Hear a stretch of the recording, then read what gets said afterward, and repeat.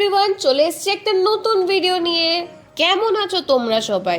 এবার থেকে আমরা ভেবেছি প্রত্যেক উইকে একটা করে লং ভিডিও পোস্ট করার চেষ্টা করব। দেখা যাক কতটা কি করতে পারি। তোমরা প্লিজ আমাদেরকে একটু সাপোর্ট করো, একটু সাবস্ক্রাইব, লাইক, শেয়ার, কমেন্টটা করে দাও। কি ভিডিও দেখে ভাবছো তো আজকে আবার কোথায় যাচ্ছি আমরা? বলছি আজকে ছিল স্যাটারডে, তাই আমরা গেছিলাম দুর্গাপুরের ভিড়িঙ্গি মায়ের শ্মশানকালী মন্দিরে। বাড়ি থেকে সব পুজোর সামগ্রী নিয়ে গেছিলাম, বাট শুধু পুজোর জন্য মিষ্টিটা নেওয়া হয়নি, তাই আমরা গেছিলাম বেনাচিটির one of the famous Shah সুইটসে। ওখানকার মিষ্টিগুলো দারুণ খেতে হয়। যারা দুর্গাপুর বা বেনাচিটিতে থাকো তারা তো জানো ওই শাহ সুইটসকে, বাট যারা জানো না, যারা এখনো এটা নিয়ে শোনোনি, তারা একবার গিয়ে নিশ্চয়ই ট্রাই করো। জলদি সব নিয়ে আমরা চললাম মায়ের মন্দিরের উদ্দেশ্যে। একই আমরা অনেক লেট হয়ে গেছিলাম। পশ্চিম বর্ধমানের শিল্পনগরী দুর্গাপুর, আর এখানে রয়েছে জাগ্রত ভিড়িঙ্গি শ্মশানকালী মন্দির। বাংলার 1999 অর্থাৎ ইংরেজির 1852 সালে সিপাই বিদ্রোহের ঠিক 5 বছর আগে তৈরি হয়েছিল এই মন্দির। তারপর থেকে সময় শতাব্দী পর্যন্ত পেরিয়ে গিয়েছে অনেক বছর, কিন্তু এই মন্দিরের প্রতি ভক্তদের বিশ্বাস এক চুলো কমেনি। শনিবার হওয়াতে সেদিন মন্দিরে বেশ ভালো ভিড় ছিল। এক কথায় বলতে গেলে লাইনই পড়ে গেছিল পুজোর জন্য। মন্দিরের প্রতি ভক্তদের বিশ্বাস এক চুলো কমেনি, উল্টে বরং বেড়েই গিয়েছে। কথিত আছে এই মন্দিরটি প্রতিষ্ঠা করেছিলেন সিদ্ধপুরুষ তান্ত্রিক অক্ষয় কুমার রায়। বর্তমানে দেশ বিদেশ থেকে পর্যন্ত ভক্তরা আসেন বেনাচিটি বাজারের এই মন্দিরে। ভক্তদের বিপুল সমাগমের ফলে এই মন্দির এখন পশ্চিমবঙ্গের অন্যতম পীঠস্থানে পরিণত হয়েছে।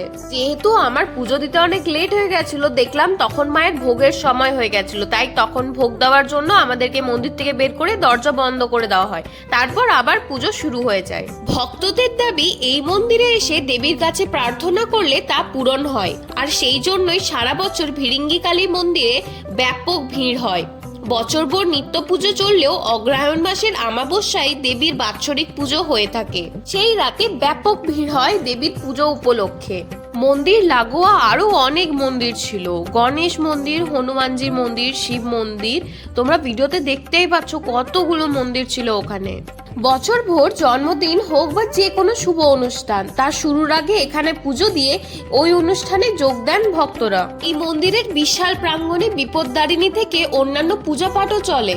শ্মশানকালী মন্দির হলেও এখানে কোনো অন্ত্যেষ্টিক্রিয়া সম্পন্ন হয় না, কারণ এখানকার দেবী কমলা স্বরূপা। সেই জন্য অন্নপ্রাশন থেকে বিয়ে, শ্রাদ্ধের মতো আচার অনুষ্ঠান এখানে পালন করা হয়।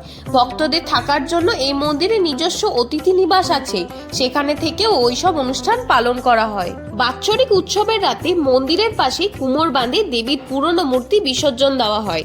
দুর্গাপুরের মিউনিসিপাল কর্পোরেশন এই জন্য ঘাটটি বাঁধিয়ে দিয়েছে। এই সময় 1 বছরের জন্য স্থাপিত হয় নতুন মূর্তি।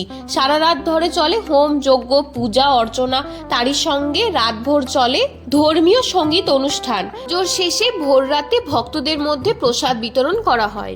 আমাদের পুজো শেষ হয়ে যাওয়ার পর আমরা বেরিয়ে পড়ি নিজেদের পেট পুজো করতে। আর অনেক খিদেও পেয়ে গেছিল আমার।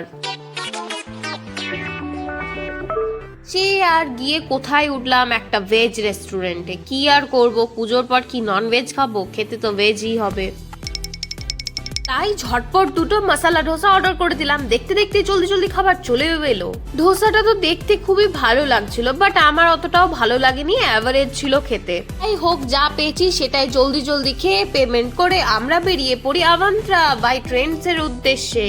আমার একটা কুর্তি কেনার ছিল, তাই আমি দিদিকে বললাম চলো, যখন এখানকে এসছি একবার আভান্ত্রা থেকে ঘুরেই যাই, দেখি কেমন কালেকশন আছে। স্টোরটা বেশ সুন্দর, নিট অ্যান্ড ক্লিন, টিপটপ। নিচে শাড়ি লেহেঙ্গার সেকশন, কুর্তির সেকশনটা ছিল ফার্স্ট ফ্লোরে। তাই আমি ফার্স্ট ফ্লোর পৌঁছে যাই কুর্তির কালেকশন দেখার জন্য, আর তোমাদেরকে ঘুরিয়ে দেখিয়ে দিলাম। দেখো এখানে কি সুন্দর শাড়ি, ব্লাউজ, কুর্তি, জুয়েলারিজ, চটি, অনেক কিছু পাওয়া যায়। তোমরা একবার এখানে নিশ্চয়ই এসো এবং ঘুরে যাও, শপিং করে যাও তোমাদের পছন্দ মতো। পার্সোনালি বলতে আমার আভান্ত্রার কালেকশন খুবই ভালো লাগে। আমি এখানে অনেকবার গেছি, ইনফ্যাক্ট দুর্গাপুজোতে গিয়েও অনেকবার অনেক জামা কিনে এনেছি। তাই এবার গেছিলাম তখন, তার জন্য তোমাদের সাথে ওটাও শেয়ার করছি। সবকিছু তো আর একটা ভিডিওতে দেখা যাবে না, তাই কালেকশন দেখতে হলে এখানকার চলে আসতে হবে আভান্ত্রা ট্রেন্ডসে। তোমরা ভিডিওটা দেখতে থাকো, আমি গিয়ে দেখি কুর্তিগুলো কেমন আছে। একটা তো পছন্দ করে কিনতেও হবে। ঘুরে দেখলাম বেশ ভালোই কালেকশন এসছে এবার সামারের। তোমরাও এসে একবার ট্রাই করে দেখতে পারো। গর্জিয়াস ড্রেসেস থেকে শুরু করে নর্মাল সিম্পল প্লেন ড্রেসেস বা কুর্তি বলা হোক, সবই এখানে অ্যাভেলেবেল আছে। স্টার্টিং ফ্রম জুতি, হিলস, ফ্ল্যাট, গার্লসদের যত রকম পছন্দের হয় সব রকমই দেখলাম এখানে রেখেছে ওরা। যতটা পেরেছি আমি তোমাদেরকে পুরোটা ঘুরিয়ে দেখানোর চেষ্টা করেছি। এটা হলো স্যুট পিস সেকশন, এখানে স্যুট পিসও পাওয়া যায়। তোমরা যদি চাও কুর্তি না নেবে, স্যুট পিস নেবে, সেটাও অ্যাভেলেবেল আছে। এখানে জুয়েলারি কালেকশন বেশ সুন্দর ছিল, আমার খুবই ভালো লেগেছিল, বাট অনেস্টলি বলতে গেলে প্রাইসটা বেট হাই লেগেছে আমার। এত জুয়েলারি কিনতে কিনতে জড়ো করেছি বাড়িতে, এবার যদি আমি আবার জুয়েলারি কিনি এখন মা আমাকে ঘর থেকে বাড়ি করে দেবে আমার জুয়েলারির সাথে। দু চারটে কুর্তি নিয়ে আমি ট্রায়াল করতে গেছিলাম, তার মধ্যে এটাই আমার পছন্দ হয়েছে। আমাকে জানিও কমেন্টসে আমাকে কেমন লাগছে দেখতে কুর্তিটা পরে। ব্যাস, কুর্তি পছন্দ হয়ে গেছে, কাজ শেষ। এবার জলদি জলদি ঝটপট এসে আমি ক্যাশ কাউন্টারে চলে আসি, বিল পেমেন্ট করে নিজের পছন্দের জামাটা নিয়ে এবার বাড়ি যাব। অনেক হয়েছে, পুরোটা দিন পেরিয়ে গেছে এই করতে করতে। আভান্ত্রা থেকে বেরিয়ে আমরা বাড়ির উদ্দেশ্যে রওনা দিই। ভিডিওটা ভালো লাগলে কি করতে হবে? সাবস্ক্রাইবটা করতে হবে তো, প্লিজ করে দাও, জলদি জলদি 500 সাবস্ক্রাইবার করে দাও। কি করছো তোমরা? ভিডিও তো সবাই দেখছো, but subscribe, like, share, comment কিছুই করছো না। প্লিজ এবার করে দিয়ে যেও কিন্তু।